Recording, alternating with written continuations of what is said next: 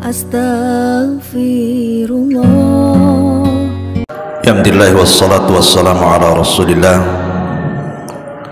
wa ala alihi wa sahbihi wa mawalah wa la hawla wa la quwata illa billahi wa ba'du.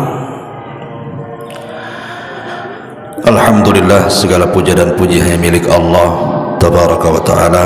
Salawat dan juga salam kita iringkan selalu kepada Rasul kita Nabi besar Muhammad sallallahu alaihi wasallam. Pembahasan di pagi hari ini kita akan membahas tentang siapa malaikat maut. Apa tugasnya? Apakah kemudian malaikat maut juga bisa meninggal? Bagaimana kondisi malaikat maut di akhirat? Ma'asyiral muslimin yang dimuliakan Allah Subhanahu wa taala. Kafa bil mauti wa'ida. Kata Nabi sallallahu alaihi wasallam, cukuplah dengan kematian itu ada pelajaran yang besar yang kita petik di dalamnya. Makanya dikatakan oleh Al-Imam At-Taimi rahimahullahu ta'ala,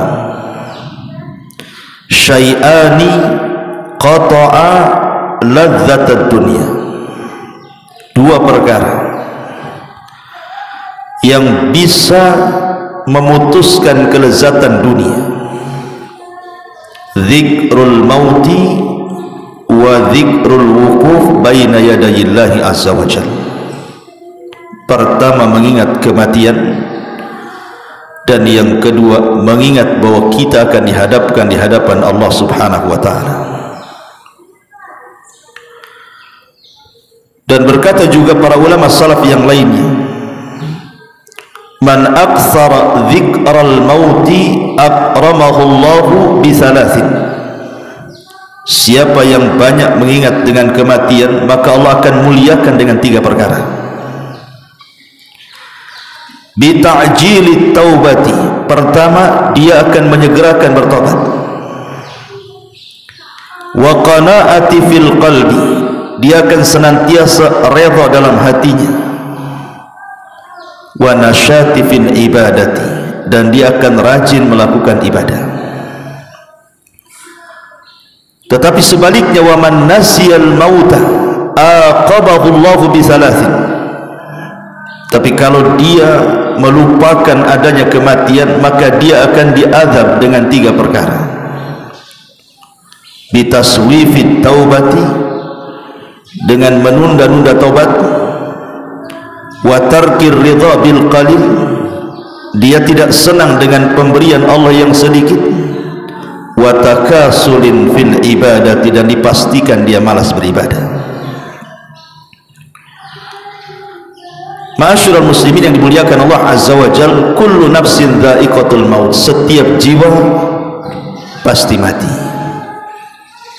Falaula idza balagatil hulqum wa antum hina idzin tanzurun wa nahnu aqrabu ilaihi minkum walakin la tubsirun falaula in kuntum ghaira madinin tarji'unaha in kuntum shadiqin.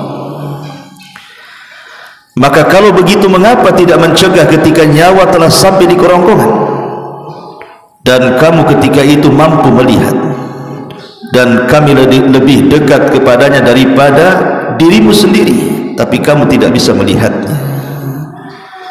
Maka mengapa jika kamu memang tidak dikuasai oleh Allah, kamu tidak mengembalikan nyawa itu jika kamu memang orang yang benar? Artinya kematian itu pasti akan mendatangi siapapun. Dan orang yang pertama kali bercita-cita ingin mati adalah Nabi Yusuf alaihi salatu wassalam. Disebutkan dari Ibnu Abbas radhiyallahu anhuma, awwalu nabiyyin sa'alallah al-mauta Yusuf. Yang pertama kali dari kalangan para nabi yang meminta kepada Allah tentang kematian adalah Nabi Yusuf. Dan itu disyaratkan di dalam firman Allah surah Yusuf ayat 101, Rabbi qad ataitani minal mulki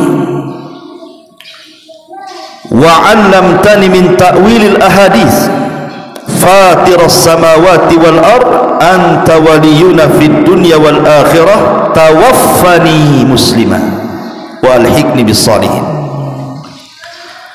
Ya Rabb, sesungguhnya Engkau telah menganugerahkan kepadaku sebagian kerajaan dan telah mengajarkan kepadaku berbagai macam tabir mimpi. Ya Rabb, Engkau pencipta langit dan bumi, Engkaulah pelindungku di dunia dan akhirat. Wafatkan aku dalam kondisi Islam dan gabungkan aku dengan orang-orang saleh.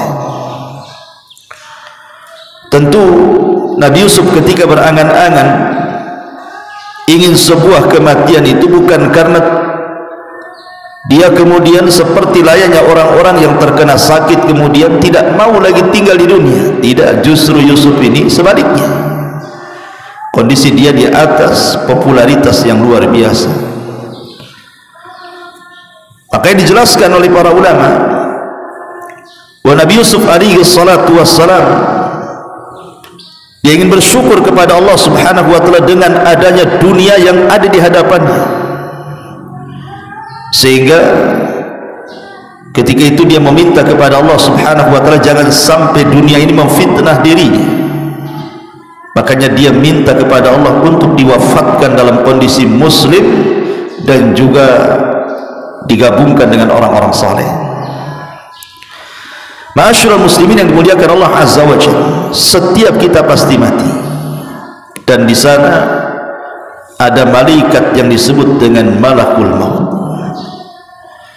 Disinilah cerita dimulai. Siapa malakul maut ini? Ma'asyiral muslimin yang dimuliakan Allah azza wa jalla, sebagian ahli kitab menyebut kalimat malakul maut dengan Israel, tetapi nama Israel tidak ada dalam Quran, tidak juga ada dalam hadis Nabi sallallahu alaihi wasallam. Israel ini diambil dari Israiliyat, dari perjanjian lama, terdapat dalam Taurat. Makanya dijelaskan oleh Syekh Albani rahimahullahu taala ketika memberikan catatan kepada kitab At-Tahawiyah, Aqidah Tahawiyah. Apa kata Syekh Albani rahimahullahu taala? Wa nu'minu bimalakil maut al-muwakkal biqabdi arwahil alamin. Dan kita beriman dengan adanya malaikat maut yang memang ditugaskan oleh Allah untuk mencabut nyawa setiap manusia. Kemudian dia mengatakan, amma tasmiyatuhu bi Israil, adapun penamaan malaikat maut dengan Israil itu, kama huwa syai, sebagaimana yang menyebar bainan nas, fala aslalahu, tidak ada dasar dari Quran ataupun sunnah, innama huwa minal Israiliyat. Kalimat Israel ini muncul diambil dari kisah-kisah Israiliyat.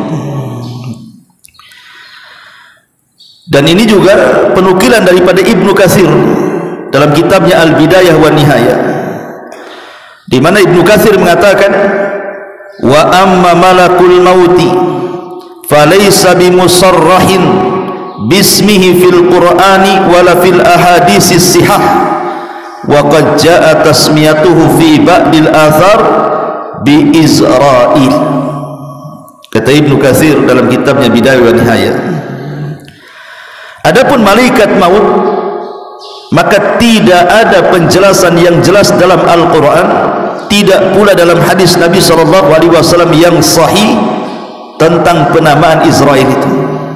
Tapi ada beberapa asar yang mengatakan seperti itu. Ya, bisa saja kita katakan Israel kalau menurut versi Israiliyat, tetapi kita sebagai umat penganut Al-Quranul Karim, maka kita cukup katakan malakul maut. Selesai. Berdasarkan Allah subhanahu wa ta'ala berfirman di banyak ayat dalam Al-Quran, Qul yatawaffakum malakul mautil ladzi wukila bikum summa ila rabbikum turja'un. Katakanlah, malaikat maut yang diserahi untuk mencabut nyawamu akan mematikan kamu, kemudian kepada Tuhanmu kamu akan dikembalikan. Di sini Allah mengatakan malakul maut, bukan Israel. Ma'asyiral muslimin yang dimuliakan Allah Subhanahu wa taala. Lalu apa tugas malaikat maut ini? Tugas malaikat maut ya sebagaimana namanya, malaikat kematian. Artinya tugasnya adalah mencabut nyawa. Sejak kapan dia ditugaskan untuk mencabut nyawa itu? Al-Imam Ibnu Katsir rahimahullahu taala dalam kitabnya Al-Bidayah wa Nihayah, beliau menyebutkan beberapa asar berkenaan tentang penciptaan atau awal penciptaan Adam alaihi salatu wassalam. Jadi ketika Adam alaihi salatu wassalam diciptakan, sebelum diciptakan, maka Allah utus Jibril untuk datang ke bumi, kemudian mengambil sebagian tanah yang ada di bumi. Tiba-tiba kemudian bumi menolaknya dan mengatakan, a'udzu billahi mink, aku berlindung kepada Allah darimu wahai Jibril, enyahlah kau dari sini, jangan kau ambil satu tapak bumi pun, katanya, karena aku benci kalau seandainya makhluk yang akan diciptakan dari aku sebagian mereka masuk neraka. Maka Jibril kemudian faraja'a wa lam ya'khud, dia kembali kepada Allah dan tidak berhasil mengambilnya. Kemudian dia mengatakan, Rabbi innaha a'adzat bika, sesungguhnya bumi itu berlindung kepadamu ya Rabb. Maka Allah kemudian mengutus Mikail. Tiba-tiba Mikail juga sama ditolak oleh bumi. Akhirnya kemudian Allah Subhanahu wa taala mengutus malakul maut. Tiba-tiba bumi juga menolak dan mengatakan hal yang sama. Tapi malaikat maut mengatakan, wa ana a'udzu billahi an arji, kalau engkau berlindung kepada Allah agar aku kembali kepada Allah dan tidak mengambil tanah ini, maka aku pun berlindung kepada Allah untuk kembali dan tidak mengambil tanah. Karena perintah Allah lebih aku utamakan daripada sumpah. Akhirnya kemudian malaikat maut ini berhasil mengambil tanah yang ada di bumi itu. Kemudian setelah dia mengambil tanah itu, maka kemudian dia melaporkan tentang bumi, dan kemudian Allah mengatakan, karena engkau sudah berhasil mengambil tanah dari bumi untuk menciptakan Adam alaihi salatu wassalam, maka engkaulah yang berhak kelak mencabut Adam dan seluruh anak keturunannya. Ini riwayat memang dicantumkan oleh Imam Ibnu Katsir di dalam kitabnya Bidayah wa Nihayah. Akan tetapi riwayat-riwayat seperti ini bukan riwayat-riwayat yang terdapat dalam kitab-kitab Islam, tidak ada. Tetapi ini riwayat-riwayat Israiliyat. Makanya sebagian para ulama melemahkan riwayat ini. Ma'asyiral muslimin yang dimuliakan Allah Subhanahu wa taala, kita tahu bahwa satu malaikat maut itu memiliki kekuatan yang tidak bisa ditandingi oleh siapapun dari jin ataupun manusia.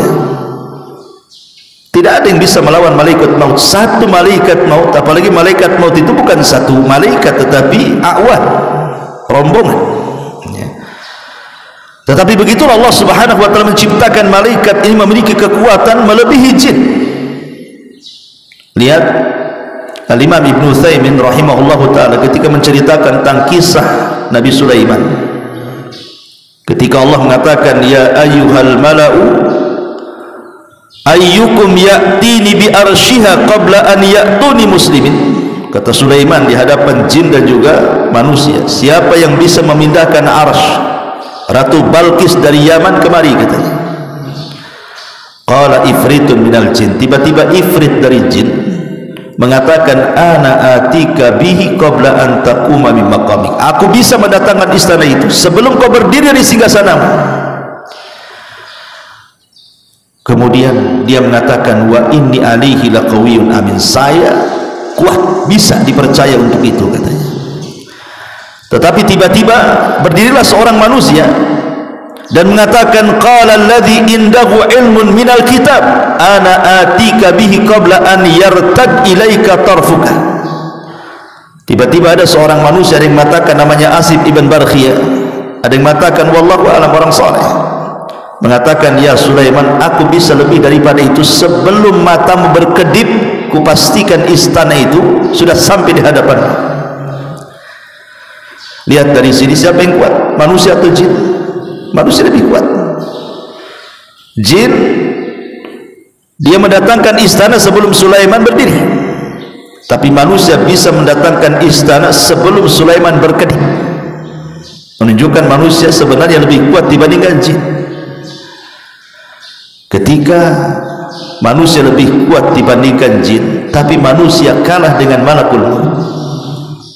Tidak ada manusia yang mampu melawan malakul maut. Idza jaa ajaluhum la yastakhiruna sa'atan wa la yastaqdim. Kalau sudah datang ajalnya, tidak mungkin maju, tidak mungkin mundur, pas waktunya. Siapapun dia, mau para nabi, para rasul, para syuhada, orang-orang saleh, semua tidak bisa melawan malakul maut. Dari sini pendalilannya, kalau jin tidak lebih kuat daripada manusia, sementara manusia tidak lebih kuat daripada para malaikat, berarti malaikat memiliki kekuatan melebihi jin dan juga manusia. Ma'asyiral muslimin yang dimuliakan Allah Subhanahu wa taala, dalam akidah ahli sunnah wal jamaah, kita meyakini bahwa malaikat maut itu ada, dan itu berdasarkan beberapa dalil dalam Quran. Kita akan baca. Pertama, dalam surah As-Sajdah ayat 11, Allah mengatakan, kul yatawaffakum malakul mauti alladhi wukila bikum thumma ila rabbikum turja'un. Katakanlah, malaikat maut yang diserahi untuk mencabut nyawamu akan mematikan kamu, kemudian kepada Tuhanmu kalian dikembalikan. Kemudian dalam surah Al-An'am ayat 61 Allah katakan, hatta idza jaa ahadakumul maut tawaffathu rusuluna wa hum la yufarritun. Allah mengatakan, sehingga ketika datang kepada salah seorang di antara kalian kematian, maka malaikat-malaikat kami yang mencabut nyawanya, dan mereka tidak pernah lalai dari tugasnya.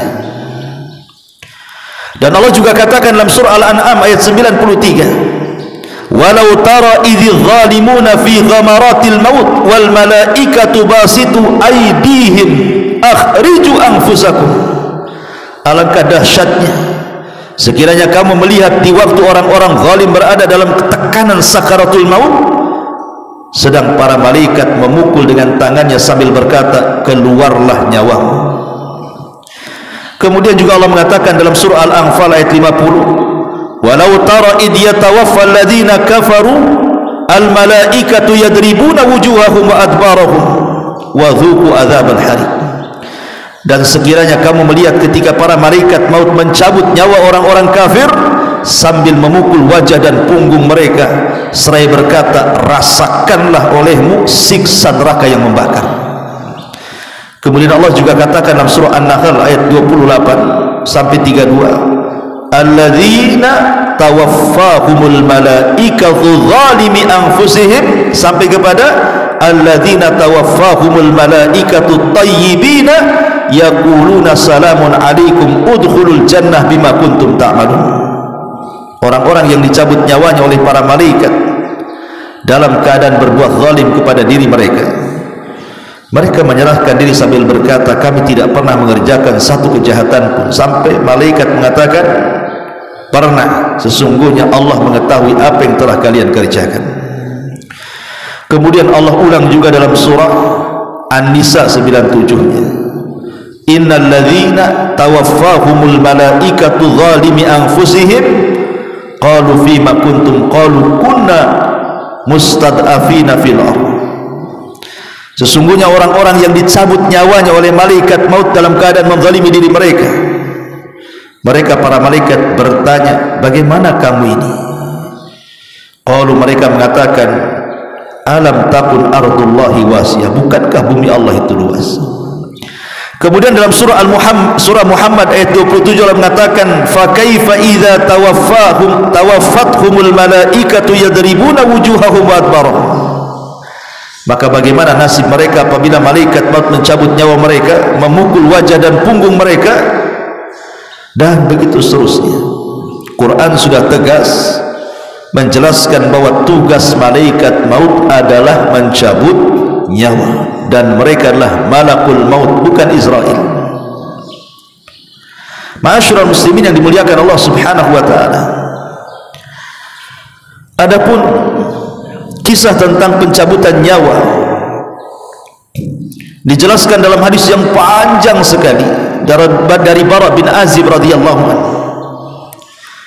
Ketika Nabi SAW mengatakan, innal abdal mu'min idza kana fi inqita'in minad dunya wa iqbalin minal akhirah nazala ilaihi malaikatun minas sama bidul wujuh ka'anna wujuhahumus syams ma'ahum kafanun min aqfanil jannah wa hanutun min hanutil jannah hatta yajlisu minhum ad-dal basar thumma yajibu malakul maut alaihi salam wa innal abdal kafir wa fi riwayah al-fajir idza kana fi inqita'in minad dunya wa iqbalin minal akhirati nazala ilaihi minas sama'i malak ghiladun shidad sudul wujuh thumma yaji malakul mauti hatta yajlisa inda ra'si wa yaqul ayyatuhan nafsul khabithah. Dari hadis Bara bin Azib radhiyallahu anhu, Nabi mengatakan, sesungguhnya hamba mukmin apabila mereka hendak meninggalkan dunia dan menghadap akhirat, maka malaikat dari langit akan turun. Wajah mereka sangat putih, seolah-olah wajah mereka itu laksana kilatan cahaya matahari. Kemudian mereka membawa kain kafan dari kafan-kafan sorga, minyak wangi dari minyak wangi sorga. Kemudian mereka duduk sejauh mata memandang. Kemudian datanglah malaikat maut dan mencabut nyawa hamba mukmin tadi. Adapun hamba kafir, dalam riwayat hamba fajir, apabila hendak memisahkan diri dari dunia dan menghadap akhirat, turun malaikat dari langit sangat keras, wajahnya sangat hitam. Kemudian datanglah malaikat maut sehingga dia duduk di hadapan kepala orang fajir yang akan meninggal dan akan mengatakan, jiwa yang buruk, keluar kamu.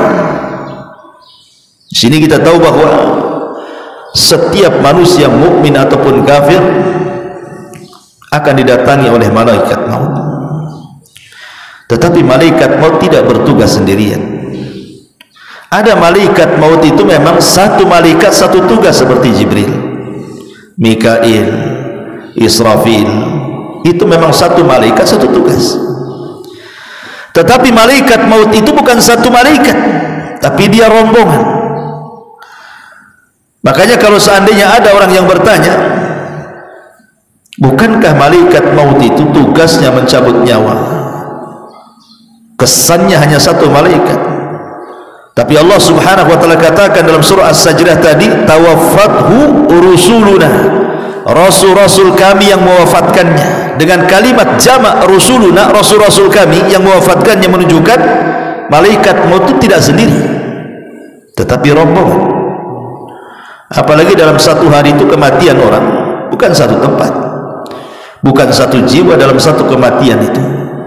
Mungkin di Batam saja dalam satu hari bisa 10 sampai 20 orang dalam sehari. Apalagi kemarin musim corona, banyak orang mati kan begitu.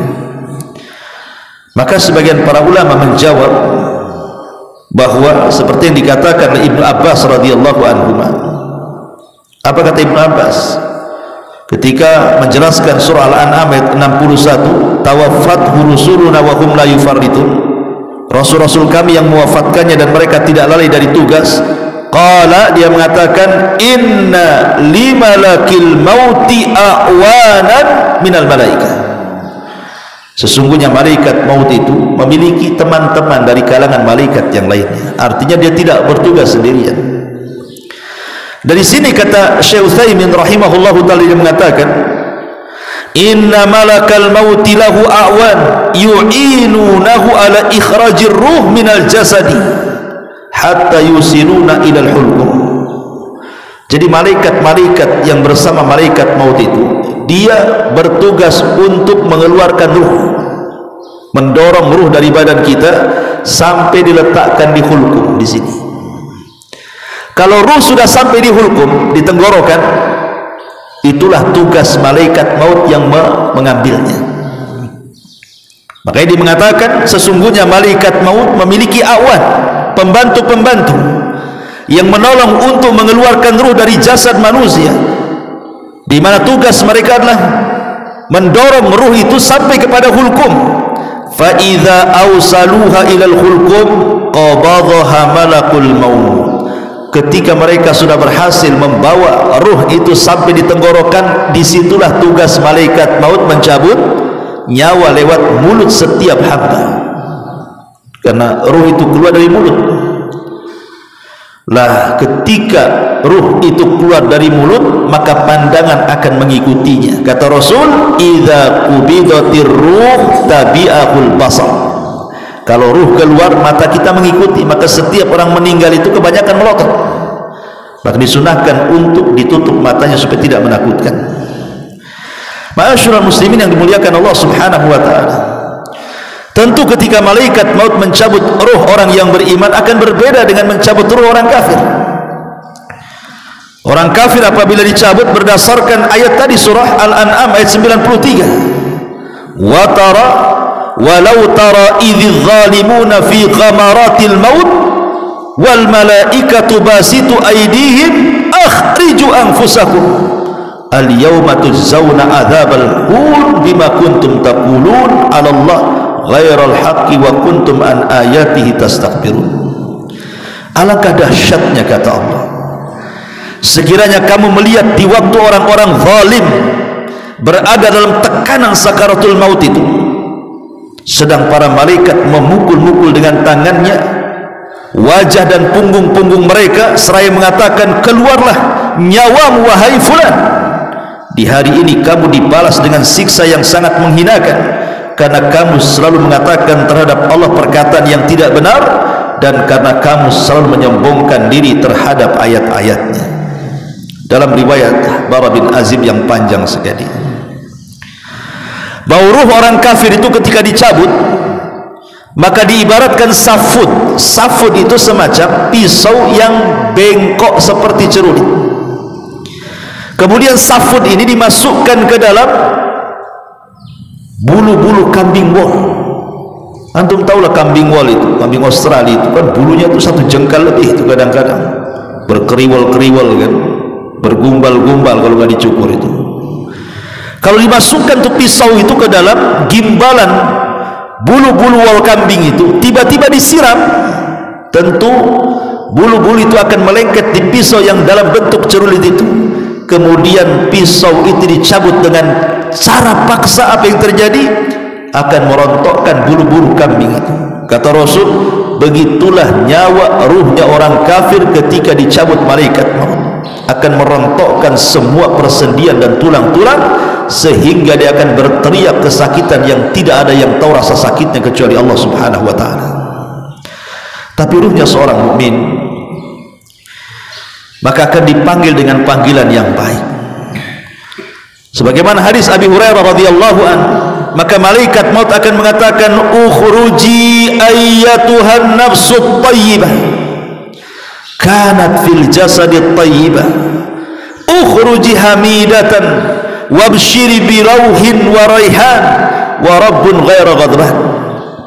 Wahai jiwa yang tenang, wahai jiwa yang baik, keluarlah dari jasad yang baik, keluar dengan cara terpuji, dan berbahagialah engkau akan mendapatkan wewangian dari sorga, dan engkau akan menghadap Rabb yang tidak sedang murka. Dan Allah katakan dalam Al-Quran, ya ayyatuhan nafsul mutmainnah irji'i ila rabbiki radiyatan mardiyah. Wahai jiwa yang tenang, keluarlah kepada keridhaan Allah Subhanahu wa taala. Ma'asyiral muslimin yang dimuliakan Allah Subhanahu wa taala, di antara tugas malaikat maut adalah menghabarkan kabar gembira yang baik kalau yang meninggal adalah seorang mukmin. Dan itu disebutkan dalam surah Fussilat ayat 30. Allah mengatakan apa? Innal ladzina qalu Rabbuna Allah thumma istaqamu tatanazzalu alaihimul malaikatu alla takhafu wa la tahzanu wa abshiru bil jannati allati kuntum tu'adun. Orang-orang yang mengatakan Rabb kami Allah kemudian istiqamah, maka akan turun para malaikat kepadanya. Ada yang mengatakan malaikat maut dan teman-temannya, kemudian mengatakan jangan takut, jangan sedih, berbahagialah karena surga sudah dijanjikan kepadamu. Jadi terkadang tugas malaikat maut adalah menghabar gembirakan kepada kematian seorang mukmin, tapi dia akan membawa kabar buruk kepada kematian orang kafir dan fasik. Ma'asyiral muslimin yang dimuliakan Allah Subhanahu wa taala, adapun apakah malaikat maut juga mencabut nyawa binatang? Apakah tugas malaikat maut juga mencabut nyawa binatang? Apakah hanya dia mencabut nyawa manusia saja? Ada sebuah hadis yang mengatakan ajalul bahaim kulluha minal kummali wal baragis wal jarradi wal khayli wal bighali wal dawabi kulliha ajaluha fit tasbih fa idhan qadha tasbihuha qabadallahu arwahaha wa laysa limalakil mauti min dhalika syai'un. Batas waktu binatang-binatang ini, baik kutu ataupun sejenis binatang-binatang yang merayap, kecoa dan yang semacamnya, termasuk juga belalang, kemudian kuda, kemudian bigol dan semua hewan-hewan, maka ajal mereka setelah habisnya mereka bertasbih. Maka apabila mereka selesai bertasbih sebagaimana perintah Allah, maka Allah akan mencabut ruh-ruh semua binatang dan tidak ada kait-mengait dengan malakul maut. Artinya Allah cabut secara langsung, tapi sayang hadis ini maudhu, hadis ini palsu. Karena Imam Al-Qurtubi rahimahullahu ta'ala ketika menukilkan perkataan Imam Malik rahimahullahu ta'ala, Imam Malik ditanya soal kematian binatang, apakah kematian binatang itu ada ikut campur tangan malaikat maut? Kata Imam Malik, apakah binatang itu memiliki nyawa? Alaha nafsu. Jadi dia balik bertanya kepada orang yang bertanya ini. Jadi orang bertanya mengatakan, ya Imam, apakah binatang-binatang itu juga dicabut oleh malaikat maut? Maka Imam Malik mengatakan, alaha nafsu, bukankah binatang punya nyawa? Maka orang bertanya ini mengatakan, na'am, ya, mereka punya nyawa. Maka Imam Malik mengatakan, malakul mauti yaqbidu arwaha. Kalau begitu berarti malaikat maut juga ada ikut campur tangan mencabut nyawanya. Karena Allah mengatakan, Allahu yatawaffal anfus hina mautiha. Allah yang mewafatkan jiwa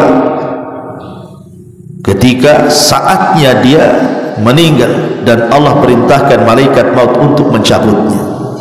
Berarti dari sini tidak ada satupun yang bernyawa, apakah itu manusia, apakah itu jin, bahkan para malaikat sendiri, bahkan binatang-binatang, kecuali ada ikut campur malakul maut untuk mencabut nyawa mereka. Adapun tentang kematian malakul maut yang dinukilkan oleh Imam Ibnu Katsir dalam tafsirnya dari seorang sahabat namanya Ka'ab al-Akhbar.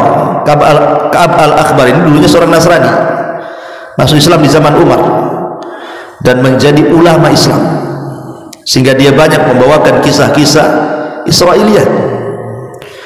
Dan kisah-kisah Israiliyat ini Nabi SAW pernah mengatakan, hadithu an bani Israel wala haraj, ceritakan tentang kisah Israel tidak mengapa, tetapi kata Rasul, jangan kau benarkan secara mutlak, jangan pula kau dustakan secara mutlak.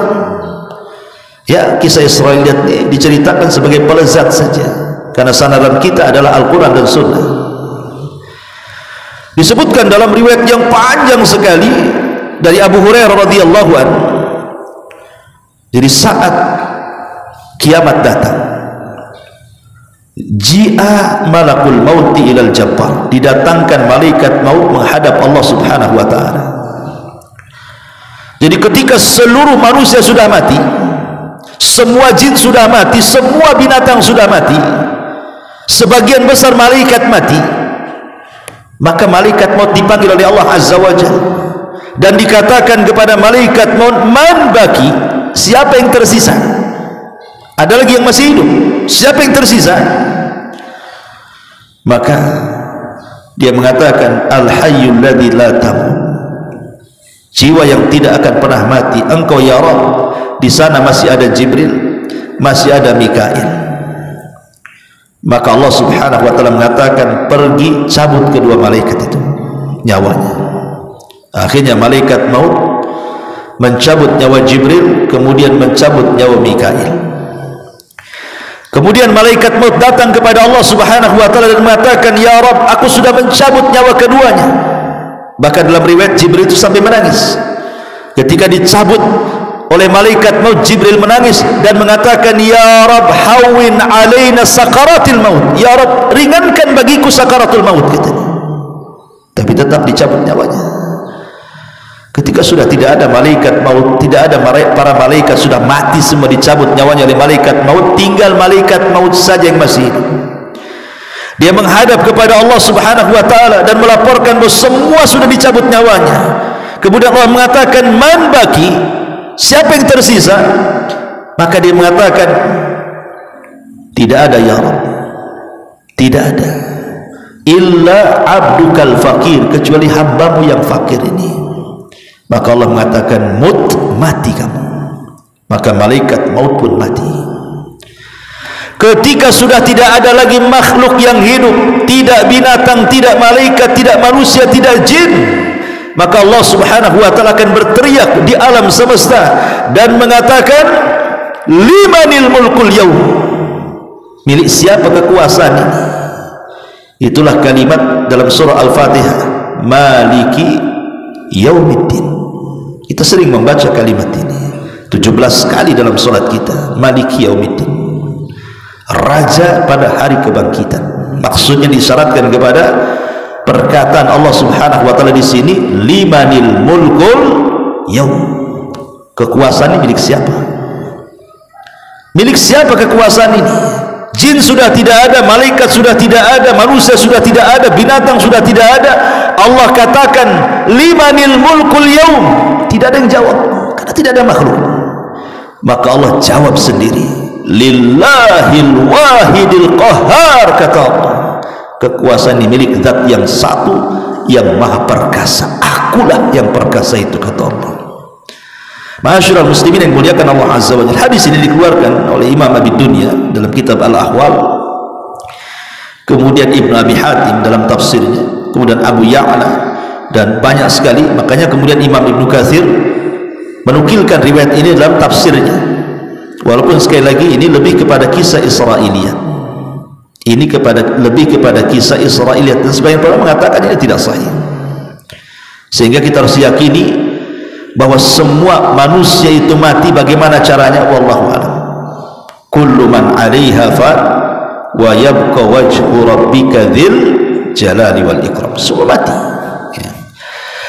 Ma'asyiral muslimin yang dimuliakan Allah azza wa jalla, ada kisah-kisah menarik kita bacakan, walaupun sebagiannya sahih, sebagiannya diperselisihkan, bahkan sebagiannya maudhu, tentang kisah malaikat maut mendatangi para nabi. Kisah yang pertama adalah kisah malaikat maut dan Nabi Musa. Kisah ini sahih karena dicantumkan dalam riwayat Muslim dan juga yang lainnya dari hadis Abi Hurairah radhiyallahu anhu. Ja'a malakul maut ila Musa, malaikat maut datang kepada Nabi Musa dan mengatakan, ajib rabbaka, penuhilah panggilan Tuhan wahai Musa. Maksudnya kau sudah sampai waktu wafatmu. Falattama Musa alaihi salam aina malakil maut. Marah Musa, ditampar pula malaikat maut, keluar matanya. Malaikat maut tampar sama Musa. Karena ketika itu malaikat maut dalam bentuk manusia masalahnya. Kalau dia datang dalam bentuk malaikat maut tidak bisa ditampar. Dia mendatangi Nabi Musa dalam bentuk manusia. Ketika dia mengatakan seperti itu, ajib rabbaka, Musa, penuhi panggilan Rabbmu, kau harus mati hari ini, katanya. Ya Musa emosi lah dibilang begitu, ditampar malaikat maut itu, keluar biji matanya. Waraja'al malak ilallah, maka malaikat maut akhirnya melapor kepada Allah dan mengatakan, ya Rabb, innaka arsaltani ila abdin laka la yuridul maut. Ya Rabb, kau utus aku kepada hamba yang tak mau mati, cemana pula ni, katanya. Maka Allah subhanahu wa ta'ala mengatakan, setelah kemudian mengembalikan kedua matanya, maka Allah mengatakan, irji ila abdi, datang kau lagi kepada hambaku Musa, fakul, dan katakan, al hayata turid, fa idza kunta turidul hayat fadha yadaka ala matni thawri fama tawarat yaduka min sya'ratin fa innaka ta'isu biha sanatan. Maka Allah mengatakan kepada malaikat maut, kembali kepada hambaku dan sampaikan kepadanya, apakah engkau terus menginginkan kehidupan? Jika engkau masih menginginkannya, letakkan tanganmu pada punggung sapi jantan. Satu bulu yang kau tutupi tanganmu itu, maka engkau akan hidup 1 tahun. Jadi kalau seandainya kita letakkan begini tangan kita di sapi jantan, rupanya bulu yang ditutupi tangan itu anggaplah ada 100 bulu, berarti setiap 1 bulu dihitung 1 tahun. Ya. Maka Musa berkata, lalu apa setelah ini? Qala fal'ana min qarib rabbi amitni minal ardil muqaddasati ramyata bihajarin. Qala Rasulullah sallallahu alaihi wasallam, wallahi law anni indahu la ara'aitukum qabrahu ila janibit tariq indal kathibil ahmar. Lalu Musa berkata, wahai Tuhanku, sekarang kupilih kematian dalam waktu dekat. Artinya akhirnya Musa pasrah, udah cabut aja lah daripada tak dicabut gitu. Cabut aja lah katanya. Ya. Kemudian Nabi SAW menyampaikan keinginannya, matilah aku dekat tanah suci Baitul Maqdis sedekat lemparan batu. Rasulullah SAW kemudian menambahkan, demi Allah, andai aku berada di sisi Musa, niscaya akan aku perlihatkan kepada kalian kuburnya berada di pinggir jalan, tepatnya pada gundukan pasir. Hadis ini sahih kan, riwayat Muslim. Tapi masalahnya di sana ada riwayat yang berbeda. Riwayat seperti malaikat maut ketika mendatangi wazirnya Sulaiman, dan ini banyak dicunukilkan juga oleh ahli tafsir masalahnya dalam tafsir Jalalain dan yang lainnya. Jadi satu hari Nabi Sulaiman ini sedang berbincang dengan wazirnya, dengan menteri kesayangannya, bincang. Tiba-tiba diketuklah pintu kantor. Ketika diketuk pintu itu, dibukalah oleh Sulaiman. Nampak pula yang datang itu orang yang sangat menyeramkan, menatap wajah sang wazir, menterinya Sulaiman, kemudian pergi. Setelah berbincang dengan Sulaiman, jadi si wazir ini, menterinya Sulaiman, bertanya, siapa dia? Kata Sulaiman, itu malaikat maut, mau nyabut nyawa orang, katanya. Gemetarlah ini si menteri ini, jangan-jangan dia mau mencabut nyawa saya pula, katanya. Kalau gitu ya Sulaiman, kau kan bisa menundukkan angin dan awan, bawalah aku terserah kemana saja, ke India sana, jangan aku pertemukan aku, nggak apa-apalah, komutasi aku dari sini ke India sana, nggak usah bertugas di sini lagi, katanya. Yang penting aku jangan ketemu orang itu, katanya. Akhirnya dimutasi dia sama Sulaiman, diajak ke India. Ketika turun dari awan, rupanya orang itu sudah di situ. Jadi Sulaiman ini bertanya kepada orang itu dan mengatakan, kenapa kamu ada di sini? Maka kemudian dia mengatakan, Allah barusan merintahkan aku untuk nyabut nyawa orang dan dia ada di sini. Ku tengok-tengok tak ada, rupanya ada kamu dan dia. Mungkin dialah katanya. Akhirnya dicabut nyawanya. Subhanallah.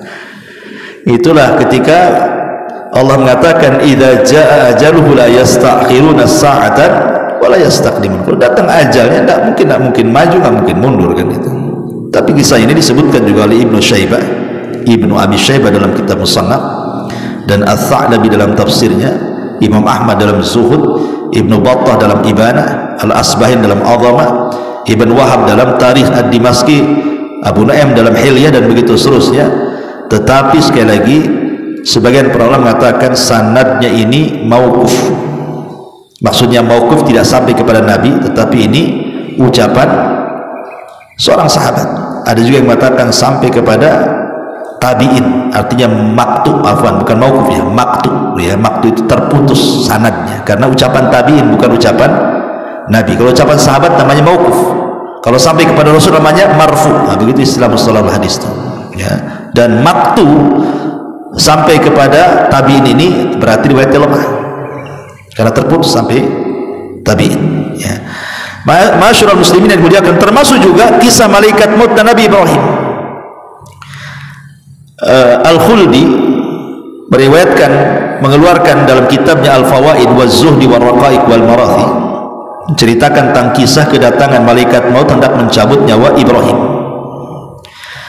Jadi malaikat maut ini datang kepada Ibrahim dan mengatakan, ya Ibrahim, Allah memerintahkan aku untuk mencabut nyawamu.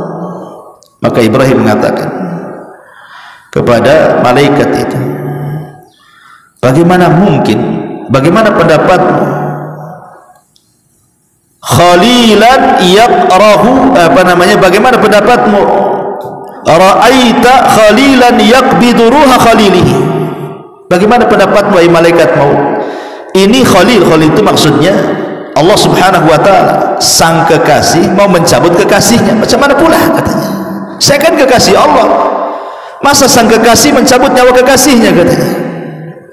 Harusnya kan disayang kekasih itu, bukan dicabut nyawanya, kata Ibrahim. Tetapi kemudian malaikat maut ini kembali kepada Allah dan mengatakan, ya Rabb, Ibrahim ngomong macam mana sang kekasih mencabut nyawa kekasihnya katanya. Maka Allah mengatakan, cabut nyawanya. Akhirnya malaikat maut mencabut nyawanya. Sanadnya maqdhub. Hadis ini palsu, tidak ada sanadnya ya. Kemudian juga malaikat maut, pernah satu hari malaikat maut itu dia tertawa, menangis, kaget. Ini kisah lain lagi nih ya. Jadi satu hari itu malaikat itu pernah tertawa, pernah menangis, pernah kaget dia. Dikisahkan tentang dialog Allah dengan malaikat maut. Jadi Allah bertanya kepada malaikat maut itu, apa pengalamanmu saat mencabut nyawa? Kata malaikat maut, kadang aku tertawa, kadang aku menangis, kadang aku kaget katanya. Kata malaikat maut nih. Kata Allah, kapan kau tertawa? Jadi cerita, satu hari aku hendak mencabut nyawa orang tua katanya. Orang tua ini baru mesan sepatu. Kemudian dia mengatakan kepada pembuat sepatu itu, buatkan sepatu untukku yang tahan 1 tahun. Buatkan sepatu untukku yang tahan 1 tahun, jangan cepat rusak. Maka sudah dipesan sepatunya. Kata malaikat maut, sayang, sebelum dipakai dah aku cabut nyawanya gitu. Belum pun dipakai sepatu itu, sudah aku cabut nyawanya. Aku tertawa, kata malaikat maut. Kasihan dia, udah pesan setahun pula udah mati duluan gitu. Kemudian, kapan aku menangis? Kapan kau menangis? Kata Allah. Kemudian malaikat maut mengatakan, saat aku mencabut nyawa seorang wanita. Ketika itu dia sedang menyusui anaknya di tengah padang pasir.